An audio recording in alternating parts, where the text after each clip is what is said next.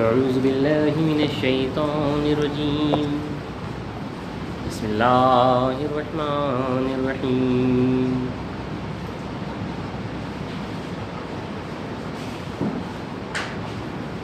وهو الذی یرسل الرياح بشرا بین یدی رحمتہ حتى إذا أخلت سحابا ثقالا سقناه لبلد ميت فأنزلنا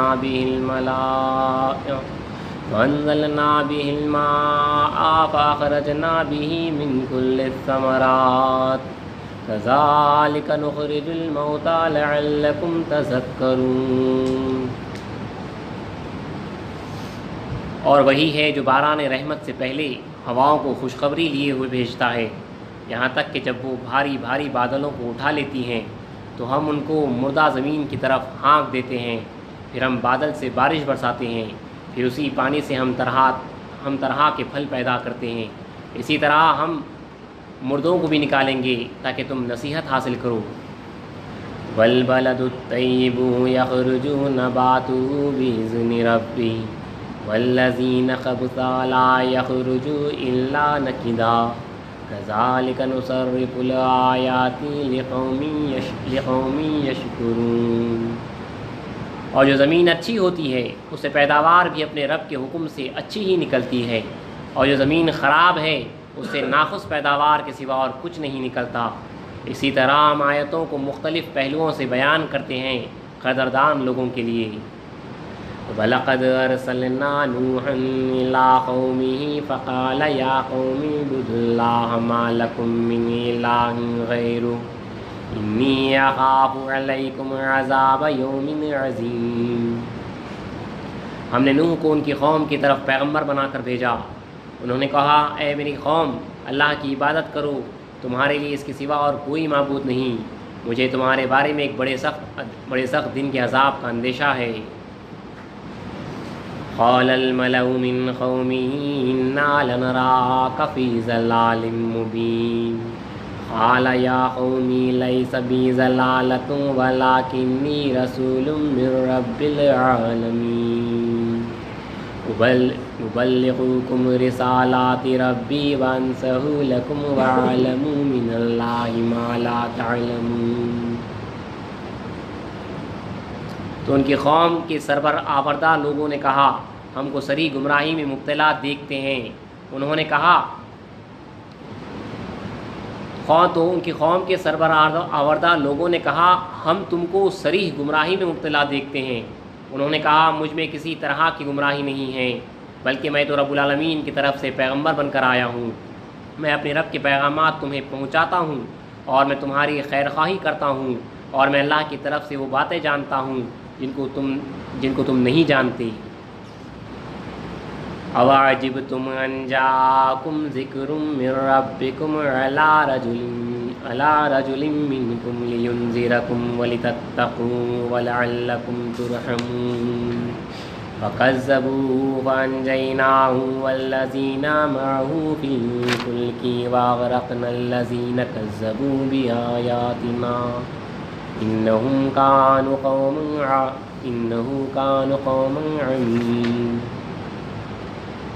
کیا تم اس بات سے تعجب کرتے ہو کہ تمہارے پاس ایک نصیحت خود تمہاری جنس کے آدمی کے ذریعے آئی ہے تاکہ تم کو ڈرائے اور تاکہ تم پرہیزگار بنو اور تاکہ تم پر رحم کیا جائے، مگر ان لوگوں نے ان کو جھٹلایا تو ہم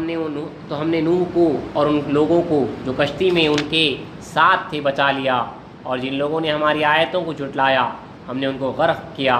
بلا شبہ وہ لوگ اندھے ہو گئے تھے۔ صدق اللہ العظیم وصدق رسولہ الکریم وصدق المہدی الموعود العظیم۔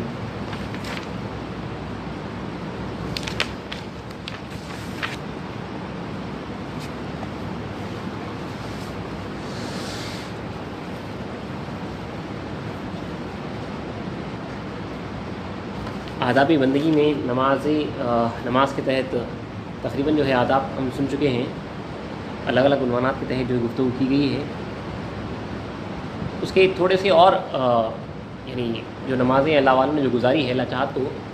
تھوڑے سے اس کے اندر اسرار ہیں۔ یہ انشاءاللہ جو ہے اللہ چاہتا تو کل کی نشست سے جو ہے گفتگو کی جائے گی۔ آج جو ہے تلاوت قرآن کی طرف جو ہے اس کے آداب کی طرف جو ہے بات کری جاتی ہے، کیونکہ جو ہے اس سے بھی واقف ہونا ہمارے لیے ضروری ہے۔ روزانہ قرآن مجید پڑھتے ہیں، نماز میں قرآن مجید کی تلاوت کی جاتی ہے، تو تلاوت قرآن پاک کی جو آداب ہیں مختصر سے اس کے فضائل کے ساتھ آپ کے سامنے رکھے جا رہے ہیں۔ اہم چیزیں ہیں، ہمیں اس سے واقف ہونا ضروری ہے۔ سب سے پہلی بات جو ہر کس و ناقص کو معلوم ہی ہے کہ مس مصحف کے لیے یعنی قرآن مجید کو چھونے کے لیے طہارت اور وضو واجب ہے۔ طہارت وضو جو ہے واجب ہے، لازم ہے، اور تمام علماء کا اس پر اتفاق ہے کہ بے غسل رہنے ناپاک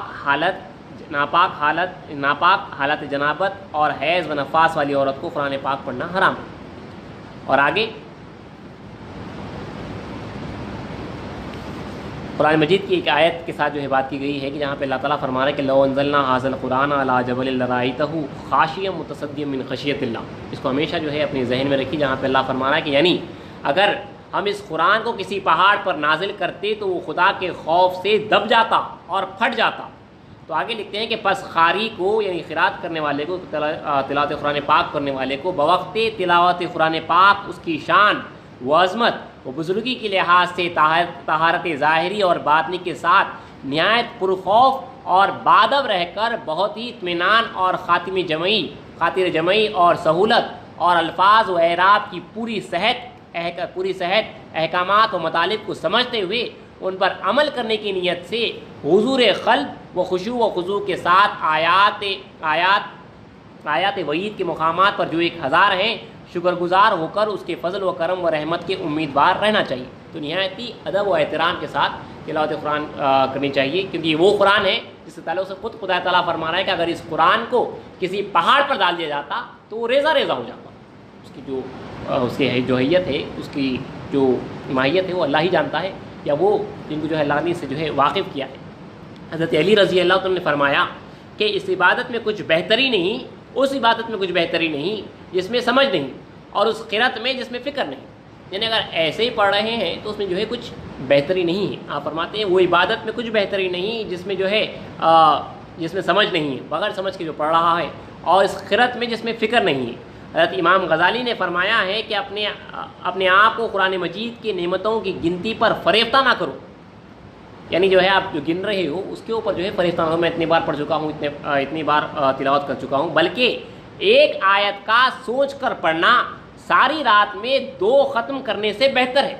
2 مرتبہ قرآن مجید ختم کرنے سے بہتر ہے کہ ایک آیت کو جو ہے سوچ سمجھ کے جو ہے پڑھیں۔ اور روایت ہے کہ 3 روز سے کم اور 40 روز سے زیادہ مدت میں ختم قرآن شریف مکروہ ہے، یعنی جو ہے 3 دن سے کم مدت میں جو ہے قرآن مجید کو جو ہے ختم نہیں کرنا ہے، یہ مکروہ ہے۔ اور ساتھ ہی ساتھ 40 دن سے زیادہ جب آپ پڑھ رہے ہیں تو 40 دن میں ایک قرآن مجید کو جو ہے ختم کرنا یہی صحیح طریقہ رہا ہے۔ اور بخاری شریف کی حدیث مبارکہ ہے کہ رسول صلی اللہ علیہ وسلم فرماتے ہیں کہ تم میں بہتر شخص وہ ہے جو قرآن کو سیکھے اور دوسروں کو سکھائے۔ اور ساتھ ہی ساتھ حضور اکرم صلی اللہ علیہ وسلم نے فرمایا کہ جس نے قرآن کا ایک حرف پڑھا تو اس کو 1 نیکی ملے گی جو دوسرے اعمال کی 10 نیکیوں کے برابر ہے۔ تمام صحابہ اور علماء کا اتفاق ہے کہ فرائض کے بعد قرآن شریف کی تلاوت تمام درود و وظائف سے بہتر ہے، ورد و وظائف وغیرہ سے جو ہے بہتر ہے۔ اسی لیے ہمارے پاس جو ہے ذکر اللہ کیا گیا ہے، یا جو ہے قرآن مجید کی جو ہے تلاوت کی گئی ہے، ہمارے پاس اس کا بیان قرآن کیا گیا ہے، اور تلاوت قرآن مجید بھی جو ہے اکثر ہمارے پاس جو ہے فجر مطلب جو ذکر اللہ سے اٹھتے ہیں اس کے بعد، یا جو ہے ظہر کی نماز کے بعد جو ہے ہمارے بزرگ دین تلاوت قرآن مجید کرتے رہے ہیں، کیے ہیں۔ اور ایک حدیث مبارکہ ہے کہ رسول نے فرمایا کہ تم قرآن پڑھا کرو، قیامت کے روز پڑھنے والوں کو یہ شفاعت کرے گا۔ یہ رسول کی جو ہے حدیث مبارکہ ہے۔ اور ساتھ ہی ساتھ اس بات کا جو ہے خیال رکھا جائے کہ جو ہے قرآن مجید میں جو ہے کہاں کہاں پہ دیکھیے کس طریقے سے جو ہے ہمارے سے اگر غلطیاں ہو گئی تو کیا سے کیا ہو سکتا ہے، کہ لکھا ہے کہ سورہ فاتحہ میں 7 مقام ہے، صرف دیکھیے سورہ فاتحہ میں 7 مقام ایسے ہیں کہ اگر ایک حرف کو دوسرے حرف کے ساتھ ملا کر پڑھا جائے، جہاں پہ نہیں ملانا ہے ملا کر پڑھا جائے تو شیطان کا نام ہو جاتا ہے، اور اس طرح پڑھنے میں کفر کا اندیشہ ہے۔ اسی لیے جو ہے صحیح طریقے سے پڑھنا جو ہمارے پاس جو تعلیم دی جاتی ہے اس کو اس حساب سے پڑھنا ہے، کیونکہ جو ہے اگر جیسے کہ پڑھنے کا حق نہیں ہے، ہم نہیں جانتے، اجمی لوگ ہیں مطلب جو نان عربس ہیں ان کے واسطے جو ہے ویسے ایگزامپلس دیے گئے ہیں۔ یہاں پہ دیکھیے شیطان کے وہ 7 نام بتائے بھی گئے ہیں صرف ایک ایگزامپل کے ساتھ، کہ دلیل جو نام ہے وہ شیطان کا نام ہے، کیونکہ قرآن مجید میں جو ہے الحمد کہہ کے جو ہے للہ رب العالمین جو پڑھنا ہے اس میں جو ہے دلیل مل سکتا ہے، تو جب وہاں پہ جو ہے شیطان کا نام آ جاتا ہے، اسی لیے جو ہے قرآن مجید کو جو ہے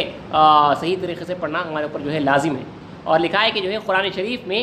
17 مقام ایسے ہیں کہ کسی حرف پر زبر کی جگہ زیر اور زیر کی جگہ پیش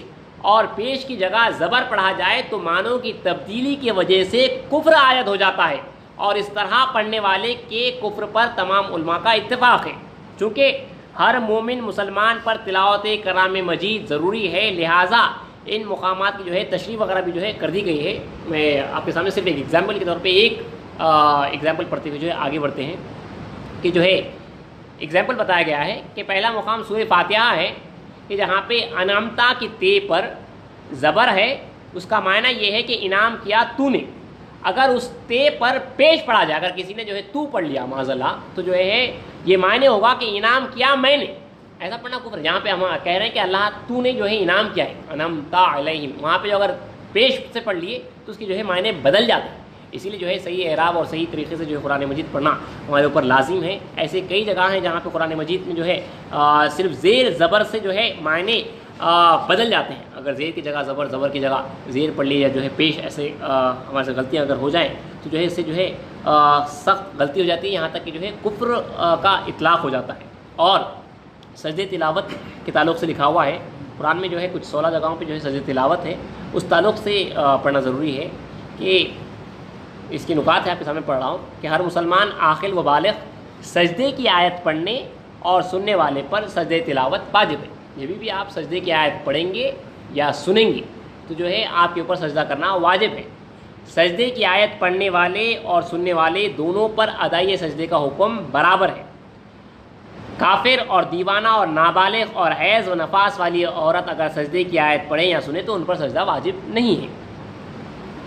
سجدے کی آیت کسی اور زبان میں پڑھی جائے تو پڑھنے والے پر سجدہ واجب ہوگا، جو ترجمے کے ساتھ پڑھا اس پر واجب ہوگا، لیکن سننے والے پر اس وقت واجب ہوگا جبکہ اس کو خبر دی جائے کہ یہ آیت سجدے کی پڑھی گئی۔ اور اسی طرح عربی نہ جاننے والا بھی اس وقت تک معذور رہے گا جب تک کہ اس کو معلوم نہ ہو۔ اگر کوئی شخص ہجے کر کے سجدے کی آیت پڑھے تو نہ پڑھنے والے پر سجدہ نہ پڑھنے والے پر سجدہ واجب ہے اور نہ سننے والے پر۔ اگر ہجے کرتا ہوا بالکل یعنی ایک ایک حرف پڑھتا ہوا جو ہے اگر ملا کے پڑھ رہا ہے اس طرح آیت، تو اس کے اوپر جو ہے سجدہ واجب نہ ہوگا۔ نماز پڑھنے والے سے نماز نہیں پڑھنے والا اور نماز نہ پڑھنے والے سے نماز پڑھنے والا سجدے کی آیت سنے تو دونوں پر سجدہ واجب ہے۔ نماز نہ پڑھنے والا سننے کے بعد اور نماز پڑھنے والا نماز سے فارغ ہونے پر سجدہ کرے۔ یہ جو ہے نماز پڑھنے والے سے نماز نہیں پڑھنے والا پھر جو ہے سجدہ واجب ہو رہا ہے۔ نماز پڑھا ہے جس میں جو ہے تلاوت اس آیت کی تلاوت ہوئی جس میں جو ہے سجدہ ہے، تو جو باہر بھی جو نماز کے باہر ہے وہ جو ہے اس آیت کو سن چکا ہے تو اس کے اوپر جو ہے سجدہ واجب ہوگا۔ اگر کسی شخص پر نماز میں سجدہ واجب ہوا ہو تو نماز میں ہی ادا کرنا چاہیے، کیونکہ وہ جزء نماز ہے، بعد نماز کے اس کی قضا نہیں ہو سکتی۔ قصداً اس کو ترک کیا جائے تو گنہگار ہوگا۔ تو طریقہ یہی ہے تراویح وغیرہ میں کہ نماز پڑھتے وقت دوران نماز ہی جو ہے سجدہ کیا جاتا ہے تلاوت قرآن کا، سجدہ تلاوت قرآن ہے پہلے اعلان کر دیتے ہیں، اس سے پہلے جو ہے اعلان کر دیا جاتا ہے۔ عموماً تراویح ہی میں جو ہے ایسی آیتیں پڑھی جاتی ہے، تو اس رکعت میں جب پڑھی جاتی ہے نماز شروع کرنے سے پہلے، وہ دعانا شروع کرنے سے پہلے اعلان کر دیا جاتا ہے کہ اس میں جو ہے پہلی رکعت میں یہ آیت پڑھی جائے گی، اور جب اللہ اکبر کہا جائے گا تو جو ہے سجدے تلاوت قرآن میں جانا ہے، اور پھر واپس اللہ اکبر کہہ کے جو ہے قیام میں آنا ہے، اور ماں باقی جو ہے آیت پڑھی جائے گی۔ اگر نماز میں سجدے تلاوت واجب ہو تو فوراً ادا کرنا چاہیے، اس میں تاخیر مکروہ تحریمی ہے، اور اگر خارج نماز ہو تو تاخیر مکروہ تنزیہی ہے، یعنی جو ہے اگر آپ تاخیر کریں گے تو جو ہے وہ مکروہ ہوگا۔ اگر کسی نے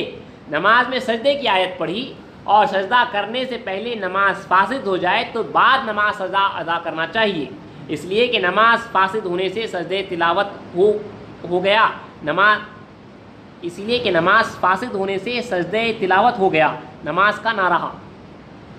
سجدہ آپ نماز ہی ختم ہو گئی تو نماز کا سجدہ باقی نہیں رہا۔ اچھا، اب تلاوت کا سجدہ ہو گیا، اب صرف تلاوت کا سجدہ کے بعد سجدہ تلاوت کرنا۔ ٹھیک ہے، آپ نماز سے باہر آ گیا، نماز سے باہر ہو، نماز سے تھوڑی فاصل وضو ٹوٹ گیا، جی سر، نماز سے باہر آ گیا تو نماز باقی نہیں ہے، تو نماز کا سجدہ بھی رہا۔ تلاوت نماز کے دوران ہے، نماز ٹوٹ گئی، نماز بیچ میں ٹوٹ گئی، یعنی آپ آیت پڑھے سجدے کی، سجدے تلاوت میں جانا تھا نماز کے اندر ہی، وہیں پہ آپ کے رہنا وضو ٹوٹ گیا،